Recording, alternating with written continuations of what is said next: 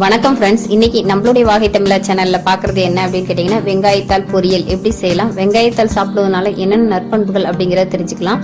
வெங்காயத்தால் பாத்தீங்கன்னா நிறைய காப்பர் சத்து நிறைய இருக்கு. அது மட்டும் இல்லாம vitamin C, vitamin B, vitamin A, vitamin K இந்த மாதிரி சத்துக்கள்லாம் நிறைந்து இருக்குன்னு சொல்லலாம். அது மட்டும் இல்லாம மெக்னீசியம், பொட்டாசியம், நார் சத்துக்கள் நிறைந்த உணவுல இந்த வெங்காயத்தாலும் ஒன்னு சொல்ல முடியும். இந்த இது சாப்பிடும் போது பாக்டீரியா எதிர்ப்பு சத்து அதிகமாவே இந்த வெங்காயத்தால இருக்கு.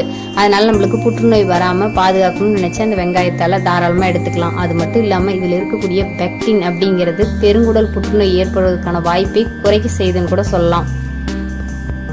இந்த வெங்காயத்தால் பாத்தீங்கன்னா நம்மளுடைய கண் நோய், அதுக்கப்புறம் கண் சம்பந்தமான பிரச்சனைகளை சரி பண்ண உதவும். சரி, இந்த வெங்காயத்தால எப்படி சமைத்து சாப்பிடலாம் அப்படிங்கறத பார்க்கலாம் வாங்க. வீடியோக்குள்ள போறதுக்கு முன்னாடி இதான் முதல் முறையா நம்ம வாகை தமிழா சேனலை பாக்குறீங்கன்னா மறக்காம சேனலை சப்ஸ்கிரைப் பண்ணிக்கங்க. சேனலுக்குள்ளார மருத்துவ குறிப்புகள், இயற்கை தொடர்பான பாரம்பரியமான உணவு பழக்கவழக்கங்களையும் பதிவேற்றம் செஞ்சுட்டு இருக்கோம். இப்ப நீங்க பாத்துட்டு இருக்கீங்க இல்லையா, இதுதான் வெங்காயத்தால். இதுக்கு அடியில் பாத்தீங்க அப்படின்னா வெங்காயம் இருக்கும். இந்த வெங்காயத்தை நீங்க வேஸ்ட் பண்ண தேவையில்லை. நீங்க வெங்காயத்தால் சமைக்கிறதுக்கு பயன்படுத்திக்கலாம். இந்த மாதிரி கடைகள்ல நிறைய பகுதியில் கிடைக்கும். நிறைய நீங்க சூப்பு தயாரிக்கும் போது இதை பயன்படுத்தி பார்த்திருப்பீங்க. இந்த வெங்காயத்தால இது போல எடுத்துட்டு கீழே இருக்கக்கூடிய அந்த வெங்காயங்களை கட் பண்ணிருங்க. மீதி இருக்கிறத நம்ம எப்படி பொரியலுக்கு காய்கறிகள் கட் பண்ணுவோமோ அதே மாதிரி கட் பண்ண வேண்டிதான். இந்த வெங்காயத்துல அடிப்பகுதியில் இருக்கிற வேரை கட் பண்ணிட்டு வெங்காயத்தை அப்படியே நம்ம பயன்படுத்தலாம். இந்த மாதிரி குட்டி குட்டியா பீஸ்களா இந்த மாதிரி கட் பண்ணிக்கலாம். நீங்க இது சூப்பு தயாரித்தீங்க அப்படின்னா அதுலயும் இதை பயன்படுத்தலாம். ரொம்ப டேஸ்டியா இருக்கும். வீடியோல காமிக்கிற மாதிரி சிறு சிறு துண்டுகளா கட் பண்ணி நல்லா கழுவி எடுத்துக்குங்க. இப்ப பாருங்க, அடிப்பகுதியில் இருக்கக்கூடிய இந்த வெங்காயம் இதையும் நான் என்ன பண்றேன் அப்படின்னா வேர் பகுதியை கட் பண்ணிட்டு உள்ள இருக்கக்கூடிய அந்த வெங்காயத்தை மட்டும் நம்ம என்ன பண்ணலாம், நல்லா சிறு சிறு துண்டுகளா கட் பண்ணி எடுத்துக்கலாம். இது நம்ம தாளிப்பதற்கு வெங்காயம் சேர்த்து தேவையில்லை. இந்த வெங்காயத்தையே பயன்படுத்திக்கலாம். இது ரொம்ப சுவையா இருக்கும். நிறைய பேர் பயன்படுத்துவது கிடையாது. எப்படி தயார் பண்ணணும் அப்படிங்கறது தெரியாது அப்படிங்கிறதுக்காக இந்த வீடியோ பதிவு போட்டிருக்கேன். இப்ப நம்ம ஒரு வடை சட்டி வச்சாச்சு. அதுல எண்ணெய் ஊத்திட்டு நம்ம ஏற்கனவே கடுகு, உளுந்து இது சாதாரணமா எல்லா பொரியலுக்கும் சேர்த்துற மாதிரி சேர்த்துக்கொள்ளலாம். நீங்க இப்ப உளுந்தோட அளவு அதிகமா சேர்த்துற அளவுக்கு ரொம்ப டேஸ்ட் அதிகமா இருக்கும். வரமிளகாயை சேர்த்துக்கலாம். இல்ல அப்படின்னா உங்களுக்கு காரத்துக்கு ஏற்ப மிளகாய் தூளும் சேர்த்துக்கொள்ளலாம். நான் இப்ப வரமிளகாய் தான் சேர்த்துறேன். சேர்த்துட்டு அந்த வெங்காயம் கட் பண்ணி இந்த வெங்காயத்தை அதுல சேர்த்து வதக்கிடுங்க. ரொம்ப எளிதில் வதங்கக்கூடியதுதான்.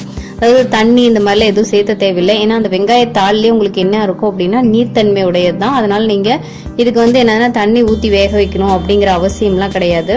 இப்ப தேவையான அளவு மிளகாய் சேர்த்துட்டேன். இப்ப இது நல்லா வதக்கினதுக்கு அப்புறமா நம்ம கையில எடுத்து வச்சிருக்கக்கூடிய அந்த வெங்காயத்தால நல்லா கழுவிட்டு இது கூட சேர்த்துற போறோம். சேர்த்திட்டு ஒரு கொஞ்ச நேரத்திலேயே இந்த வெங்காயத்தால் வதங்கிரும்.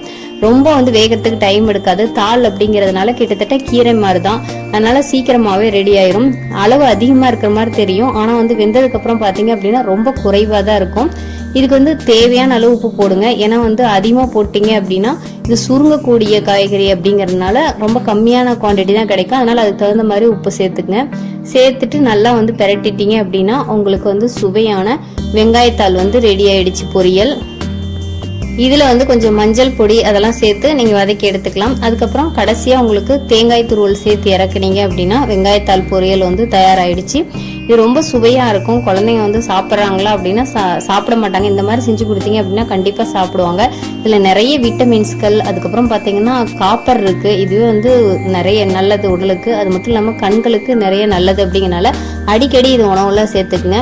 இது தனியாவே உங்களுக்கு வெங்காயத்தால என்னென்ன பயன்கள் அப்படிங்கறத வீடியோ போட்டிருக்கேன். அதனுடைய லிங்க் நான் டிஸ்கிரிப்ஷன்ல கொடுக்குறேன். போய் செக் பண்ணி பாருங்க.